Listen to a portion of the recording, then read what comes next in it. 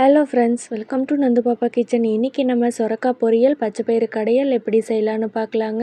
வீடியோக்குள்ளே போகிறதுக்கு முன்னாடி நம்ம சேனல் நந்து பாப்பா கிச்சனை சப்ஸ்கிரைப் பண்ணிக்கோங்க. கூடவே இருக்கிற பெல் ஐக்கானையும் கிளிக் பண்ணிக்கோங்க. ஸ்டவ் ஆன் பண்ணி பேன் வச்சுட்டு நல்லா சூடானதுக்கப்புறமா 1 டீஸ்பூன் அளவு கடலெண்ணெய் சேர்த்துக்கலாங்க. எண்ணெய் நல்லா சூடானதுக்கப்புறமா கடுகு, கடலைப்பருப்பு, உளுத்தம்பருப்பு இதெல்லாம் 1 டீஸ்பூன் அளவு சேர்த்துக்கலாம். கடுகு நல்லா பொரிஞ்சு வந்ததுக்கப்புறமா மீடியம் சைஸ் பெரிய வெங்காயம் 1, 4 வரமிளகா கட் பண்ணி இதில் சேர்த்துக்கலாங்க. இது நல்லா பொரிஞ்சு வரட்டும். பொரிஞ்சு வந்ததுக்கு பிறகு 2 கொத்து ஃப்ரெஷ்ஷான கருவேப்பிலை சேர்த்துக்கலாங்க. கருவேப்பிலை சேர்த்துட்டு அதையும் நல்லா எண்ணெயிலேயே சேர்த்துட்டு கிளறி விட்டுடலாங்க. அதுக்கப்புறமா நம்ம கட் பண்ணி வச்ச சுரக்காவையும் இதில் சேர்த்துக்கலாம். சுரக்காய் கட் பண்ணும்போது இது போல் சின்ன சின்னதாக கட் பண்ணுங்க. அப்போ தான் உங்களுக்கு சீக்கிரமாக வெந்து வரும். இது போல் எல்லாத்தையும் நல்லா அந்த ஆயில்லையே எண்ணெயிலேயே படுற மாதிரி கிளறி விட்டுட்டு, இப்போ இந்த பொரியலுக்கு தேவையான உப்பு சேர்த்துக்கலாங்க. 1/2 டீஸ்பூன் அளவு கல்லுப்பு சேர்த்துருக்குறேன். 1 டீஸ்பூன் அளவு மஞ்சள் தூள் சேர்த்துருக்குறேங்க. சேர்த்துட்டு நல்லா கிளறி விட்டுறலாங்க. இப்போ வரைக்குமே நான் தண்ணி எதுவும் சேர்க்கலை. சுரக்காயே கொஞ்சம் தண்ணி விட்ட மாதிரி தாங்க வரும். அதனால் நீங்கள் சுரக்காய் வேகிறதுக்கு அதிக அளவில் தண்ணி சேர்க்க தேவையில்லை. மஞ்சள் தூள் சேர்த்து கலர்னதுக்கு அப்புறமா 1 டீஸ்பூன் அளவு குழம்பு மிளகாய் தூள் சேர்த்துக்கலாங்க. இந்த குழம்பு மிளகாய் தூள் நம்ம சேனல்லையே ரெசிபி இருக்குங்க. நீங்கள் விருப்பப்பட்டீங்க அப்படின்னா கீழே டிஸ்கிரிப்ஷன் பாக்ஸில் கொடுக்குறேன், செக் பண்ணி பாருங்கள். இந்த குழம்பு மிளகாய் தூள் சேர்த்துட்டு அதையும் நல்லா மிக்ஸ் ஆகிற மாதிரி கிளறி விட்டுறலாம். இது போல் நல்லா கிளர்னதுக்கு அப்புறமா இந்த காய் வேகிற அளவுக்கு தண்ணி விட்டுக்கலாங்க. நீங்கள் அதிக அளவில் தண்ணி சேர்த்துடக்கூடாது. டம்ளர்லேயே 1 டம்ளர் அளவு தண்ணி தாங்க நான் சேர்த்துருக்குறேன். லைட்டாக காய் முழுசாக மூழ்கிற அளவுக்கு கூட ஊற்ற தேவையில்லை. சுரக்காய் சீக்கிரமாகவே வெந்து வந்துடுங்க. இது போல் இவ்வளோ தண்ணி ஊற்றுனீங்கன்னா மட்டும் போதும். இதை மூடி போட்டு மூடி வச்சிட்டிங்க அப்படின்னா ஒரு 10 நிமிஷத்துலேயே நல்லா கொதி வந்துடுங்க. இப்போது நல்லா காய் வெந்ததுக்கப்புறமா தண்ணியெல்லாம் சுண்டி வந்ததுக்கப்புறமா தேங்காய் துருவல் 1 மூடி அளவு சேர்த்துக்கலாம். சுரக்காவுக்கு தேங்காய் துருவல் கண்டிப்பாக சேர்க்கணுங்க. அப்போ தான் ரொம்பவே டேஸ்ட்டு சூப்பராக இருக்கும். தேங்காய் துருவல் சேர்த்ததுக்கப்புறமா நல்லா மிக்ஸ் பண்ணி விட்டுட்டிங்க அப்படின்னா நம்மளோட சுரக்காய் பொரியல் சூப்பராக இருக்குங்க. இது சாம்பார் சாதம், ரச சாதம், ஒயிட் ரைஸ் கூட சாப்பிட்றதுக்கு அருமையான காம்பினேஷனாக இருக்கும்.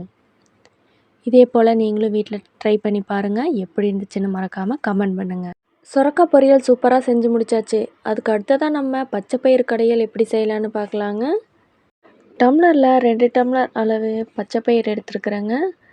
அதை இது போல் ஒரு பாத்திரத்தில் சேர்த்துக்கலாம். சேர்த்துட்டு நல்லா வறுத்து விட்டுலாங்க. ஸ்டவ் ஆன் பண்ணிவிட்டு மீடியம் ஃப்ளேமில் வச்சுட்டு பொறுமையாக நல்லா வறுத்து விட்டுக்கலாம். பச்சைப்பயிறு தீஞ்சிடக்கூடாதுங்க. மீடியம் ஃப்ளேமில் வச்சுட்டு ரொம்ப பொறுமையாக வறுத்து விடுங்க. இது போல் லைட்டாக நிறம் சேஞ்ச் ஆனால் சரி. அதுக்கு பிறகு அதை நல்லா கழுவி எடுத்துகிட்டு வந்துடலாங்க. கழுவி எடுத்ததுக்கப்புறமா ஒரு சின்ன குக்கரில் சேர்த்துட்டு 4 பழுத்த தக்காளி, 1 டீஸ்பூன் அளவு மஞ்சள் தூள், 10 பல் பூண்டு, 1 டீஸ்பூன் அளவு ஜீரகம் இது எல்லாத்தையும் சேர்த்துக்கலாங்க. வரமிளகாய் காரத்துக்காக ஒரு 5 மிளகாய் இது போல் கிள்ளி சேர்த்துருக்குறேங்க. அதையும் சேர்த்துக்கலாம். சேர்த்துட்டு இந்த பச்சைப்பயிறு மூழ்கிற அளவுக்கு மட்டும் தண்ணி விட்டுக்கலாங்க. தண்ணி விட்டுட்டு ஸ்டவ் ஆன் பண்ணிவிட்டு மூடி போட்டு மூடிட்டு 6 விசில் வர வரைக்கும் வெயிட் பண்ணலாங்க. பச்சைப்பயிறு துவரம் பருப்பு மாதிரி சீக்கிரமாக வெந்து வராது. இது ஒரு 6 விசில் அளவு வெந்து வந்தால் தான் கொஞ்சம் சாஃப்டாக வெந்து வருங்க. அப்போ தான் நம்மளுக்கு கிடையிறதுக்கு கொஞ்சம் நல்லாயிருக்கும். அதுக்கு பிறகு தாளிக்கிறதுக்காக இது போல் ஒரு பாத்திரம் எடுத்துக்கலாங்க. நல்லா சூடானதுக்கப்புறமா 2 டேபிள் ஸ்பூன் கடலெண்ணெய் சேர்த்துக்கலாம். எண்ணெய் நல்லா சூடானதுக்கப்புறமா 1 டீஸ்பூன் அளவு கடுகு சேர்த்துக்கலாங்க. 1/2 டீஸ்பூன் அளவு ஜீரகம் சேர்த்துக்கலாங்க. நம்ம ஏற்கனவே ஜீரகம் சேர்த்துருக்குறோம், அதனால் குறைவான அளவில் சேர்த்துக்கலாம். இப்போ 20 சின்ன வெங்காயம், 3 கொத்து கருவேப்பிலை இதெல்லாம் சேர்த்துட்டு நல்லா தாளித்து விட்டுலாங்க. எண்ணெயிலேயே நல்லா பொரிஞ்சு வரட்டும்.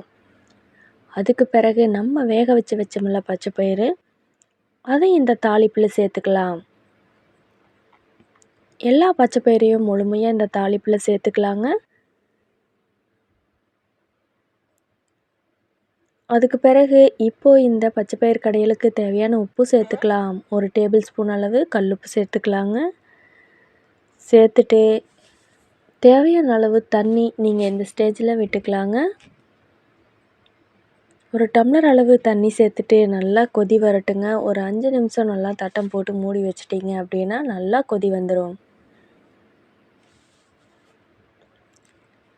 இது போல் 5 நிமிஷத்துலேயே நல்லா கொதி வந்துடுங்க. இப்போ தண்ணி எல்லாத்தையும் வடிச்சிட்டு நம்ம பச்சைப்பயிர் மட்டும் எடுத்து நல்லா கடைஞ்சி எடுத்துகிட்டு வந்துடலாங்க. தண்ணி எல்லாத்தையும் வேறு பாத்திரத்தில் மாற்றி எடுத்துட்டு ஒரு மத்து வச்சு நல்லா கடைஞ்சி எடுத்துகிட்டு வந்துடலாங்க. இது போல் கடைஞ்சி எடுத்துகிட்டு வந்துட்டிங்க அப்படின்னா நம்மளோட பச்சைப்பயிர் கடையல் சூப்பராக ரெடி ஆயிடுச்சுங்க. கொங்கு நாடு ஸ்டைல் பச்சைப்பயிறு கடையல் ஒயிட் ரைஸ் கூட சாப்பிட்றதுக்கு ரொம்பவே அருமையான காம்பினேஷனாக இருக்கும். இதே போல் நீங்களும் வீட்டில் ட்ரை பண்ணி பார்த்துட்டு எப்படி இருந்துச்சுன்னு சொல்லி மறக்காமல் கமெண்ட் பண்ணுங்கள். நம்ம சேனல் நந்து பாப்பா கிச்சனுக்கு லைக் பண்ணிவிட்டு ஷேர் பண்ணிவிட்டு சப்ஸ்கிரைப் பண்ணிக்கோங்க. நீங்கள் வடித்து வச்ச தண்ணியை ரசமாக கூட யூஸ் பண்ணிக்கலாங்க. அதுவே ரொம்பவே டேஸ்ட்டாக இருக்கும். நம்ம சேனலில் இது போல் நிறைய வீடியோக்கள் இருக்குங்க. நீங்கள் விருப்பப்பட்டீங்க அப்படின்னா செக் பண்ணி பாருங்கள்.